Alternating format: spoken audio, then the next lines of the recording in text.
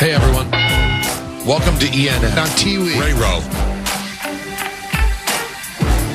ENN today, it's brought to you by our dear friends over at Security Dodge. Go see Michelle Scalesian. Come get some! Yeah!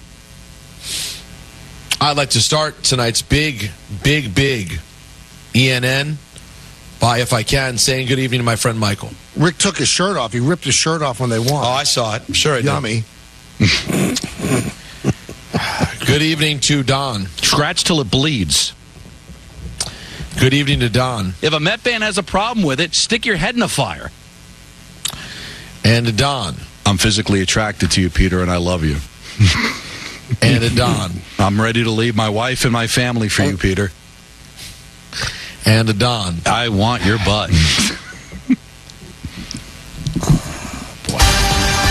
I apologize to Greek. I haven't heard back yet. I didn't know I crossed the line. I really didn't. I'm sorry. That's all right. I need to be better. Listen, other people have said crazier this week. For example, listen to Bill Belichick last night on Netflix talking about Tom Brady and Drew Bledsoe. It's great seeing you again. This is a big night. The fans want you. Everyone wants you. But it's not your night. Sorry, Drew. Brady. Yeah, Coach. You're in. Let's go. Let's go. Are you kidding me? Again? I thought Bledsoe came off great. He did. He really did come off as a great sport. Here's Ron Burgundy, who showed up taking a shot at Tom Brady. But you won't be forgotten. You'll always be remembered as Eli Manning's And that rhymes with itch, is what he said. Sure. He was, Ron Burgundy was... And then he had the whole audience say it. He did, on the count of three. Made him say it. Something else. I don't know if you guys know, but tonight, it's 7:30 p.m. Eastern Time. Standard What's happening? Time. Well, a basketball game is being played. It's being played in the Garden of Madison, which, by the way, just slightly funny way to start. Ron Burgundy coming out and repeatedly saying that he was at Madison Square Garden and talking about his flight landing at LaGuardia and how great the Knicks are playing. I mean, he just kept going with that he was in New York. And it was at the Forum in Los Angeles. It was fantastic. Anyways, the New York Knickerbockers are playing a game tonight. That's right, a second-round playoff game against the Indiana Pacers. That's right. I mean, just think about the history between these teams. When you picture that nasty yellow, blue jersey with Pacers across the front with the white stripe, Michael, what player do you think of first? I think of two. I think of Reggie Miller and Jamal Tinsley and Rick Smits. You think Rick really? Smits? Yeah. Detlef Schrempf comes to mind, too. He bounced around, though. He was a Pacer, wasn't he? Antonio Davis. I think of Antonio Davis. Antonio Davis. Well, what about Dale Davis? A little bit, but not a lot. No Tinsley? No Jalen Rose? No. No, I think Mark Jackson. Mark Jackson. Oh, yeah, there you go. Kidding me? Well, tonight, an old reunion between foes of yesteryear. Jalen Brunson, he has a reunion as well with Rick Carlisle. Jalen, any extra motivation going up against Rick Carlisle? In all honesty, I said this last time. You're in the playoffs now. There is no extra motivation. It is what it is. The past is the past.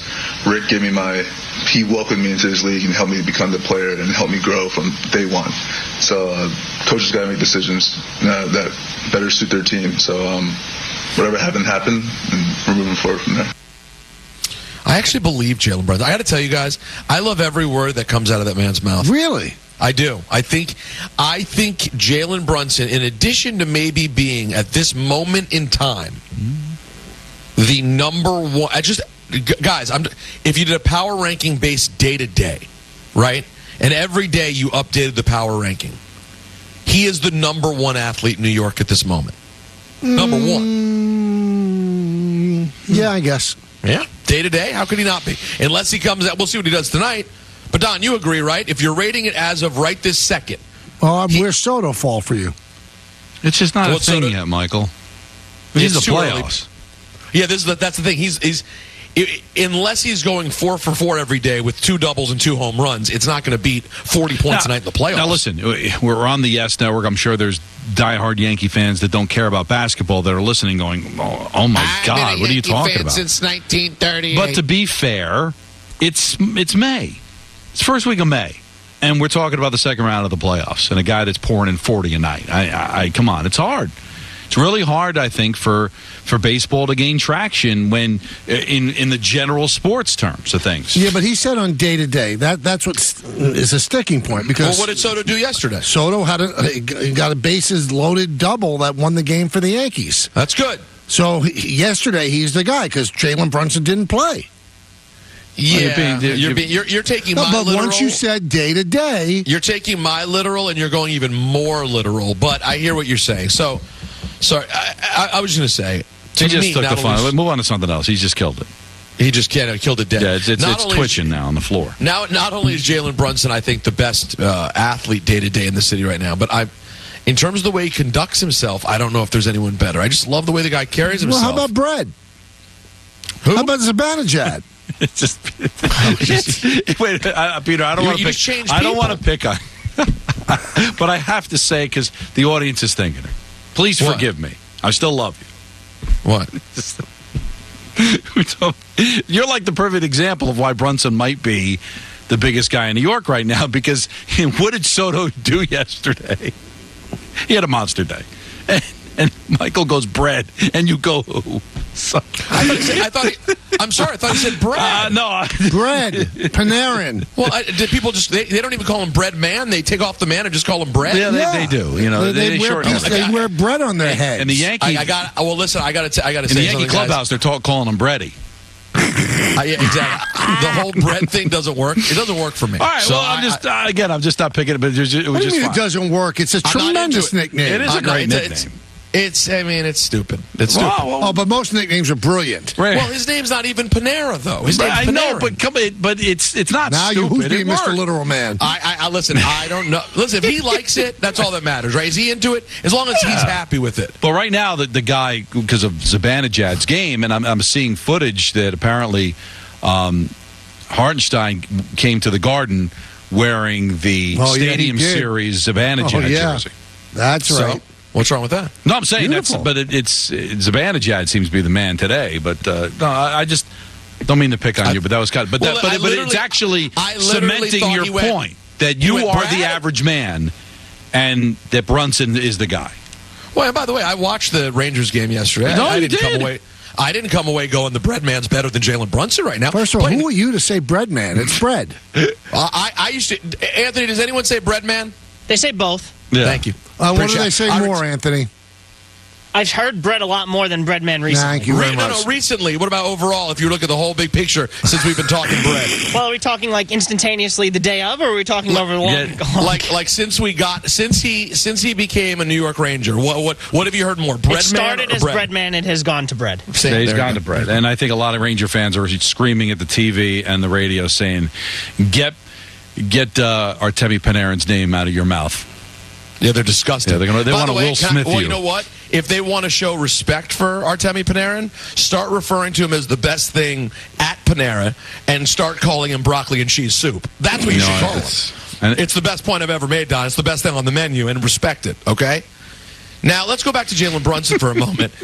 Here's Jalen Brunson talking about his relationship with a very important player in the series, the great Tyrese Halliburton. Great player. Didn't really know him until I knew of him. We met a couple of times, but we didn't really become friends until last summer. Great guy, great family. Yeah, he became one of my friends, obviously, through the experience last summer. And I have all the respect in the world for him and the way he plays the game. And he just goes out there, plays the right way, and does what he has to do. Now, OG Anunoby was asked about what the atmosphere at MSG has been like so far in the playoffs. Oh, it's amazing. It's nothing like it. It's electric, amazing fans, amazing support. It's crazy. All of us, we feel it and we love it. Game 1 tonight, 7:30. Coverage begins right here at 7 o'clock. Now, we'll stay with this game and some interesting conversations that happened on Barton Hahn. He had a couple of great guests to talk about this. Big name guests. Huge. That's right. Kind that we don't get. Wait a minute. You might what are you say that. suggesting? No, We had John Anthony knows Starks what I'm talking on. about. Yeah, we had John Starks. Didn't have a great- Now, who did they have on? They had Jamal Crawford and Patrick Ewing. Who, the last name again? Ewing. One of the top 50 players of all time. But John Starks isn't nobody. I didn't say it wasn't. I didn't say it was nobody. His phone line could have been better, but Yeah, that's neither that's here nor not. there. That's not his fault. It is his fault. Well, I mean, I don't think he's a phone You used to blame Landline Collins. That's well. You know what? We found out later, Michael. He was hanging out with Landon Collins. They were driving to Philly together. Here's Ewing, asked by Barton Hahn, what do you like about these New York Knicks? With the Knicks, I just love their toughness. They're mentally and physically tough. They have a great player in Brunson. His supporting cast is solid. They're gonna do everything that they need to do to come away with a win. It might be ugly, but that's what you got to do to be able to come away with a win.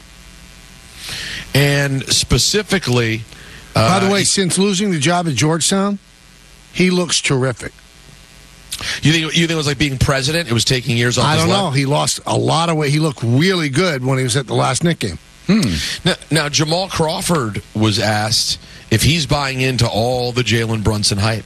1,000%. But you have to look at how he was brought up. I actually used to shoot hoops with him when he was like 7 or 8 years old because Rick Brunson was my vet in Chicago. So he would bring it to the gym from time to time and we'd shoot. And just watching his development from afar, talking to Rick about what he was doing at certain grades with Jalen and Jalen's own interest in how he plays. So I always feel like I don't care what kind of house you have. I don't care if it's an apartment, a mansion, whatever it is, it has to have a solid foundation. So I always go backwards first and then I work my way up. And with him, his foundation is so rock solid. Always been a winner. Always cared about his teammates. Always did the things he's doing now. It's just the world's watching. He's always been this guy. Like he's always, treated people right. He's always took care of himself. He always was a professional, even at a young age. He's always been a winner. How can you be a winner if you don't have winning qualities or have winning people around you? He sets the culture. And Jalen's going to be the guy who in the future people want to come play with because he's a winner, the way he plays. He brings everybody into the game. And oh yeah, by the way, I can go dominate it as well.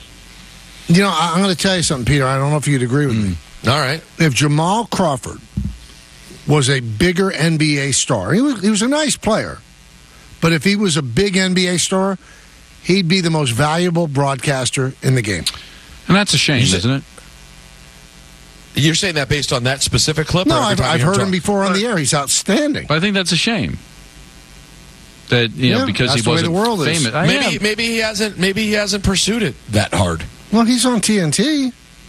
No, I know, but maybe it's not something he's obsessed with growing in. Like he just likes doing it the way he does it. Because I agree with you, Mike. Because you could say J.J. Redick is about that level, right? And as a player, and he's become a star. He's on the top team. Yeah, but J.J. Redick went to Duke. Perk too. Who? Perk. Yeah, Perk's on a similar level. So, star is going to star. But it stinks that you have to work. I guess that's just life, right? That if he had played at a Hall of Fame level, he would get more opportunities. But that doesn't mean that the Hall of Famers are always that great. Unless they're Steve Young. Now that's a Hall of Famer. A worthy Hall of Famer. I'll tell you one thing. If you didn't see the Roast of Tom Brady yesterday, though, I believe that Rob Gronkowski should no longer be allowed to talk publicly. He lost his talking privileges, in my opinion. That's strong. I don't get him either. Don said something today to one of our listeners when he suggested that he not go to a minor league game, and I would say the same thing back to Rob Gronkowski. Stick your head in the fire. It was tough. He is the epitome of the dumb jock, right? And he embraces it. But I wonder if he's really dumb. I don't think he's even really that dumb. I just think it's working for him. It's working for him, and everyone loves the big Ophi tight end guy. It's a gimmick that's good, but when he was telling these jokes, these dirty jokes, where all he could sort of do was emphasize saying the dirty words as loud as he could, from a humor standpoint, Michael, it was about as bad as you could get. That's when I thought laughs were being piped in. I was like, who's laughing at this? I think they were laughing at how bad it was. Maybe. But they weren't laughing at how bad Ben Affleck was. It was really that bad, Michael? Oh, you gotta watch it. Just Anthony, could you fast forward it's late. to it? It's late, but if you see any clips moving around that we could play, nothing. I'd love to hear about it. I don't know. And also, if you looked at X during that time, people are all over him for what they said was bad plastic surgery. He didn't even look like Ben Affleck. I got to tell you, when I go to a comedy club and there's opening comedians, I pray that they don't bomb. There's nothing more uncomfortable. I know some people like it and they heckle. Some people go with that purpose, like they dig it. I don't. I feel uncomfortable for them. I feel bad for them. I don't want that to happen. Why? You're okay with that? No, it was uncomfortable to watch. Yeah. But, I mean, I didn't feel sorry for him. He's Ben Affleck. I feel sorry for an up-and-coming comic that bombs. You know who was great, too, Peter? Huh. Sam J. Sam J was good. Wow. Really good. Some of the new comedians, when I saw them, I thought were incredibly random. But that's always, I guess, what the roasts have been like. That they have sort of random comedians there. If I'm going to nitpick what I thought was an overall really entertaining show, and by the way, Netflix was, this is one of their first live events. I didn't have any sort of technical issues. No, nothing. Worked really smoothly. The problem with roasts is when they run them on Comedy Central, they cut them down a lot. It was very, very bulky. It was a really, really long show. I appreciated the bulk. But you enjoyed every minute. I enjoyed I could sit and watch 48 hours straight of roast. Really? Isn't that telling, though, Don, about who this man is? Like, for whatever it says about him. I don't know what it says, but it says something, doesn't it? Well, but you're taking it the wrong way. I could watch 24 straight 1-hour comedy specials. I love to laugh. Yeah, comedy's good. But roasts, those old roasts, the Dean Martin ones are hilarious because it was a different time, and it just is something about comedians that just don't feel like they have any restrictions, and to be able to play along, like it sounds hurtful, but it's not hurtful, and everybody's playing along and laughing, and some really funny jokes. I mean, when Kevin Hart early on started making jokes about Giselle and the karate instructor, Don, and she goes, and Kevin just starts laughing. He says, "Tom, she had 9 lessons a day, and she's still a white belt." It was tough. At first I was really, now unless Brady was faking it and he's just a really good actor, because Michael, as you pointed out, it was his event essentially. So obviously he's on board with everything that's happening. But I was still impressed with how far people went on those topics. And growing up, that's what we used to do on the playground. Have fun with each other, and there's just something like you feel like you're on the inside of it, and it's just. It's real. Is it just a Bronx thing, Don, or do they call it ranking in Jersey? Like rank on somebody? Yeah. No, that carried to Jersey, yeah. I never heard that. Really? Didn't go to Chevy Maryland? Chase? No, we didn't get rank in Maryland. But I will say, we're talking about the playground. Nothing hurts someone more on the playground than making fun of their divorce and how their ex-wife subsequently left with the karate instructor. I'll tell you what, that'll take an 8-year-old out. Right at the knees. One of the funny underrated, she said it so quick, at the end of Nikki Glazer's bit, she said, well, one more thing, I'm gonna keep it Kevin Hart. Yeah, that was, boy. She was so on fire. Well, Nikki and Kevin Hart, they love to go at each other, and it's always really funny. Hey, this will be exciting for Phil Mushnick. Snoop Dogg and Dr. Dre's alcoholic beverage is going to sponsor the Arizona Bowl. What's the name of the beverage? It was revealed that the Arizona Bowl will be presented by Gin and Juice. It had to be, right? Snoop said the intent is to bring the juice back to college football. Right. What, Orenthal? No, not that one. The game, which was previously sponsored by Barstool, takes place on December 28th in Tucson. This was right after Snoop beat out YouPorn. It was going to be the YouPorn.com Bowl. I think I saw a quote from Snoop Dogg. It said, "I got my mind on my money and my money on my mind." Is that true? Yes. I made that up, but I'm sure that was what he said when he got involved in it, because that's part of the song. That's exactly and what jersey is prominently seen in the video, Peter? It's a Penguins jersey that says 94 Gin and Juice, if I recall. That's the name on the back. Shohei Ohtani has found his way after his scandal earlier this year. Yeah. 2 home runs. Bang. for Shohei. 4 for 4 as the Dodgers beat the Braves 5-1 to sweep the 3-game set. Shohei back. I'll tell you what, it is impressive that all the things that have gone on, he's able to, just focus. That's Shohei Block Ohtani. out everything. Well, Michael, you'll be happy to know that the Mavericks have signed Jason Kidd to a multi-year extension. Wow. This comes just days after Dave McMenamin reported that Kidd was mentioned as a potential candidate for the Lakers opening. Great year for the Mavs. Kidd is 51 years old, and he will be the Mavs head coach for the foreseeable future. That bothers me. That he's 51? Yeah. Not as much as Seinfeld being 70. No, but still, it's up there. That one hit you right in the noggin, though, didn't it? Jason Kidd, 51 years old. My God. Well, that's a weird one because you remember him as a high school All-American, don't you? I'm in Cal. I know. I remember him at Cal, too. That actually does feel pretty crazy. That'll do it for ENN. It's brought to you by our friends at Security Dodge. Shop 24/7 at securitydodge.com during their Memorial Day sales event. Wow, So you, Peter, are on your way to do your podcast with Beetle. Correct. Don, I don't know what you're doing. I'm going but to see the end of Marco's baseball game. Oh, very nice. And I'm going to a big event that Yes is having at the Paley Museum. Oh, not the Met Gala?